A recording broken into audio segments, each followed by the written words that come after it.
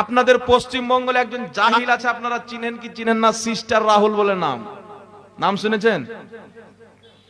Sister Rahul বলে নাম। ওর বাপও মাদ্রাসা দেখেনি, ওর মাও মাদ্রাসা দেখেনি। আমাদের মা তো মাদ্রাসা দেখেছেন, ছাড়তে এসছেন তো, কোনদিন মাদ্রাসা রাখতে এসছেন বা পাগড়ি পেয়েছি তো আমার মা এসছে, বাপ এসছে, মাদ্রাসা দেখেছে। ওর মা বাপের ওটাও নসিবে লবেনি, কারণ ও তো পড়েনি মাদ্রাসায়, তো কি করে আসবে?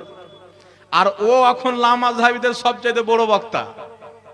কিন্তু আমি আল্লাহর কসম খেয়ে বলছি, এটা মাজাক বা ঠাট্টা করে বলছি না, যত লামাযহাবী আছে পশ্চিমবঙ্গে, মৌলবি হোক আর সাধারণ পাবলিক, আমি চ্যালেঞ্জ করছি যে রাহুলের বাড়িতে গিয়ে আমি বসবো। যে ফাতোয়া আলমগীরকে নিয়ে মিথ্যা কথা সে বলেছে, আর আমি এটা কথা চ্যালেঞ্জ করে বলছি, ওয়াহাবি যতক্ষণ পর্যন্ত মিথ্যা না বলবে অতক্ষণ পর্যন্ত ওর ধর্মই ঠিক হবে না। শয়তান যতক্ষণ পর্যন্ত আপনাকে পথ হারা না করবে, শয়তান শান্তি